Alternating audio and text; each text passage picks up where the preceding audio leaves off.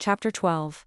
Daisy had passed the shop over to Lou for Tuesday evening's spring wreath-making class, and Elliot had changed his spit-up covered shirt, and now they were sitting together at the pumpkin spice. It seemed safer than being together in Daisy's tiny apartment again. Between Elio's above-average hugging skills and the way he looked rocking baby Owen, Daisy's feelings for him were more confused than ever. Actually, that wasn't true. Her feelings were becoming quite clear. She was attracted to Elliot.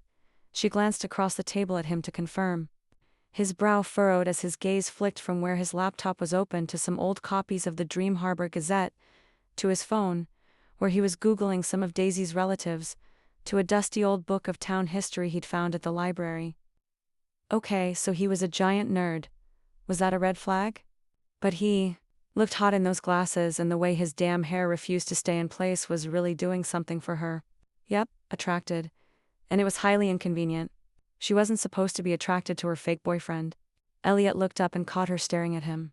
His cheeks immediately turned pink in that adorable way they always did, and Daisy had to repeat her mantra all over again. Done with relationships. Done with love. Sorry, he said, his cheeks flushing deeper. This is probably boring you. No, not at all, Daisy assured him, focusing back on the article he'd pulled up on the screen. I had no idea the flower shop was such a town institution.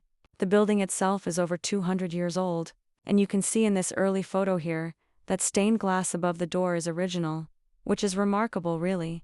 I've always liked those windows. They're gorgeous and very rare to find in such good condition, especially here in the US. Was it always a flower shop? I thought my grandma said our family opened the shop in the 1920s, apothecary of sorts. That's right. Before that, it looks like it was in that news. Like for potions and stuff? Her mother would just love. Elliot chuckled. Herbal remedies, I guess you could call. I wonder if they would have sold something to break a love curse, she muttered, taking a sip of her smoothie. It was good, filled with local strawberries. The pumpkin spice wasn't busy this time of day. They'd be closing soon, and Jeannie was working her way through the room wiping tables. She smiled at Daisy as she went by, her gaze flicking between her and Elliot. The cafe owner's dark brows rose in question, and Daisy gave a little shrug in return. It was harder lying to everyone than she thought it would be. She liked Jeannie. She didn't want to lie. But the more people who knew this was fake, the more likely the truth would come out. Daisy just needed to fake it for a few months, tops. And then she could set Elliot free and go back to her self-imposed single life, the one designed to keep her safe from further heartbreak or humiliation. Oh, here's what I was looking for, Elliot said, clicking a few more links. Here's a picture from the early days of your family's shop. It was just called Daisy's at the time. Apparently they did flowers for the mayor's wedding, and that really launched the business. They were very well known for weddings. Weddings, right from the start apparently. Daisy peered at the grainy, black and white photo. A few people stood smiling out in front of the shop, relatives of hers, presumably. One woman stood out though, mostly because she wasn't smiling. She looked miserable actually, dressed all in black and staring straight at the camera like she would rather be anywhere else. But that wasn't the only thing that made her stand out. She looks exactly like me.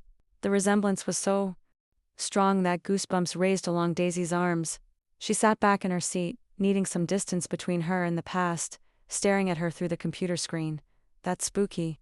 It's uncanny, right? Do you know who she is? Daisy shook her head. No. I can ask my grandmother. She might know. She's clearly a relative. Elliot shut his laptop and started gathering his books, noticing that Jeannie was about ready to lock up. You two could be twins if it wasn't for the 100-year age gap.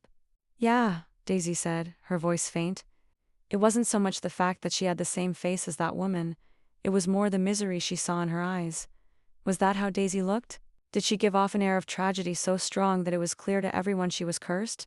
And what happened to this poor ancestor of hers? You okay? Elliot's gentle touch on her lower back brought her attention to the present. Oh yeah, fine. Just thinking about, history, she finished lamely. Laugh. That's how I spend a lot of my day, he said with a quiet. Renovations? Do you need to do all this research for the inn? That's always how it starts, he said as they headed for the door. I like to restore old buildings to their original glory. It's usually why I'm hired. Are you good at it? I like to think so, yeah. The smile he gave her then was different from the shy one he usually flashed. This one was confident, like he knew how good he was at his job. Oh no. Confident Elliot was even more attractive than shy Elliot. Damn it, I bet you are. They were standing just outside the cafe now. Daisy's face tipped up to his. He cleared his throat. Thanks for letting me bore you. With that, I wasn't bored. Maybe we can do it again sometime. More time sitting in close quarters with Elliot.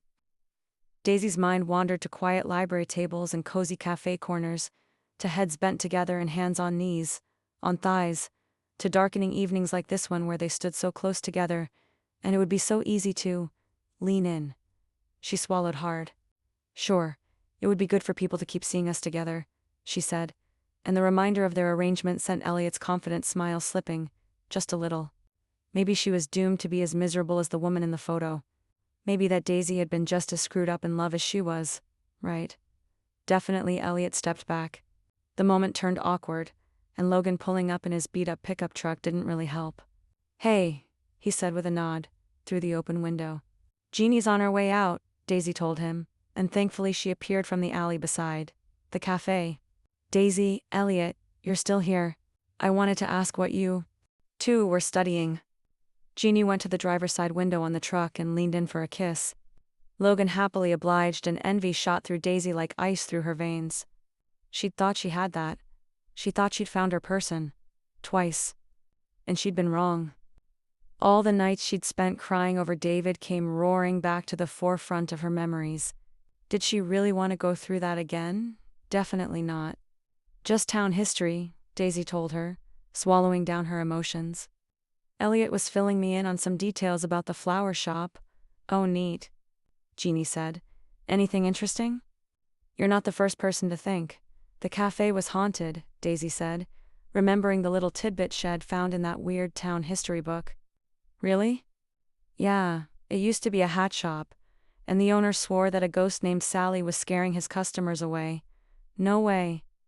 Needed someone to blame, but I guess his business was going under and he just… Jeannie laughed. Wow, anything else? To her, Elliot said. Daisy has a family member with a striking resemblance. Do you know who she is? Not yet. Daisy said, really not wanting to think any more about her sad relative, or her own sad life for that matter. My grandfather's pretty interested in town history, and my grandmother knows everything about everyone, so…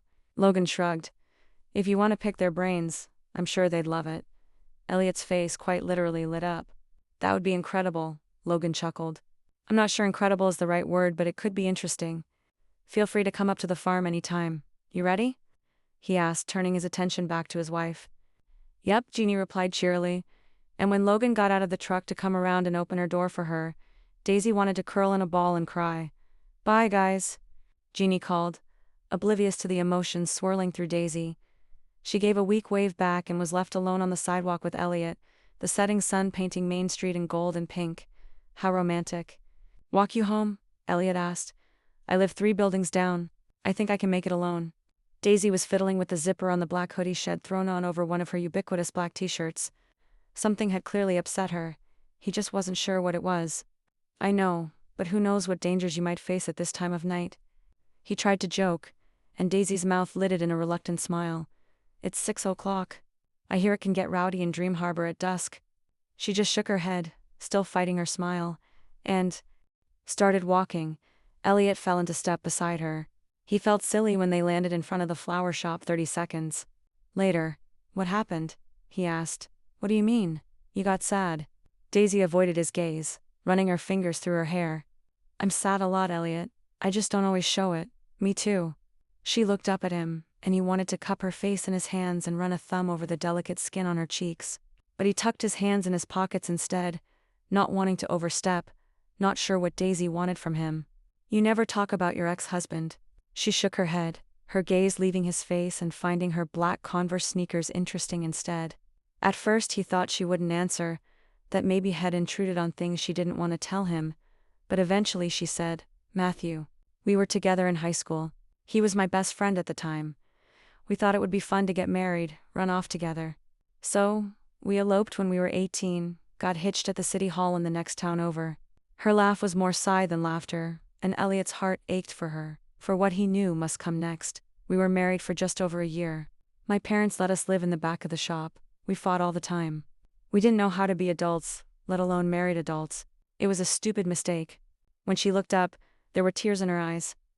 She wiped them with the back of her hand, trying to laugh. Again, if turns out being married is a lot harder than going to prom together and skipping school to make out. We were dumb kids. But you loved him. Yeah. Her answer was a whisper, and it hurt. Yeah. Daisy sniffled and wiped her face with the sleeve of her sweatshirt. It took me a long time to get over it, to move on, and then I met David and I thought, okay, this is the real thing, you know? We were adults making adult decisions to live together and be together, and then he just changed his mind. The sniffles were becoming full sobs now, and Elliot couldn't take it anymore. He pulled Daisy toward him, and she burrowed her face in his chest as his arms wrapped around her. And I felt so stupid. Like, how did I not see it coming? How could I not know that he was falling out of love with me? And then I had to move back into the same shitty apartment I lived in with Maddie, and it was like my terrible decisions had come full circle. It's like I was moving backwards. Like I was stuck. Her voice was muffled as she spoke into his tear-dampened shirt. He was going through shirts fast today, but Daisy was pouring her heart out to him, and he wanted to offer something in return. The woman crying in his arms wasn't exactly the heartbreaker the town had made her out to be. He knew David had been the one to end things, and now hearing Daisy's story about her marriage, well, he felt silly for avoiding the flower shop for so long. Leah was the only woman I ever really dated, he blurted out. She made the first move, and I was just so happy that I didn't have to. So relieved. When she asked for a divorce, all I could think was that I'd be alone forever now. That I wasn't at all equipped for dating or finding love or doing any of this all over again. I'd had my chance and I blew it. He'd been confessing to the top of Daisy's head until she pulled back to look at him. That's really depressing. A surprised laugh escaped him and Daisy gave him a teary smile in return. When we were looking at that picture of my relative, I was thinking that maybe she was like me, that she'd had her heart broken too. Elliot nodded, resisting the incredibly strong urge to plant a kiss on the top of Daisy's head. I wonder what happened to her. Maybe we could do some digging and find out. You just want an excuse to look at some more dusty old books, she teased. Guilty, and to spend more time with you. She pulled away, dabbing at his wet shirt with the sleeve of her sweatshirt. Sorry about that. Don't worry about it. Daisy looked up at the sky, wiping at her face again. She spoke with a sigh. No, really, I'm sorry. Good thing this is fake. Imagine doing that to someone you were actually dating, getting tears and snot all over his shirt. Elliot looked down at his shirt. I didn't realize there would be snot, you should be sorry. Daisy's laughter filled the quiet street, but when her gaze met his again, she was serious. Thank you, though, for that. For letting me get that all out. Elliot shrugged, even though he wanted to say he was more than happy to hold her while she cried. Anytime I want to use you as a human Kleenex, I can. Her teasing grin was back, brighter because it came after the darkness. Elliot smiled. Owen already used me as a spit-up cloth today. Might as well pile on. You're a good guy, Elliot. Thanks. And I don't think Leah was your one chance. You don't? Daisy shook her head. No, I think there's hope for you. Elliot's heart picked up speed. Hope for him with her. You do? Yeah, she said with another smile before opening the door to the shop. And maybe this whole fake relationship thing will help you practice for the real thing. His hopes fell. Practice? We'll get all the awkwardness out now, and then you can go and date someone for real. Just think of me as training wheels. That's not how I think of you at all. She paused but didn't ask how he thought of her. Training wheels. And then when you're ready you get rid of the training wheels, and you can ride for real. Whoever you want. I don't want to ride anyone else. I know you're not over Leah, but you'll get there. And then maybe you will want to ride someone else. God, he wished she would stop saying it like that. All he could think of was Daisy on his lap riding him until those eyes weren't sad anymore, until she was whimpering for entirely different reasons than crying over her shitty ex. It wasn't Leah he was thinking about at all, and that startled him. And what about you? She shook her head. You know what they say, Elliot. Fool me twice, and I've been fooled enough times. I can't do it again. And then she turned and went into the shop, leaving Elliot standing alone feeling confused and a little bit sad and far too horny.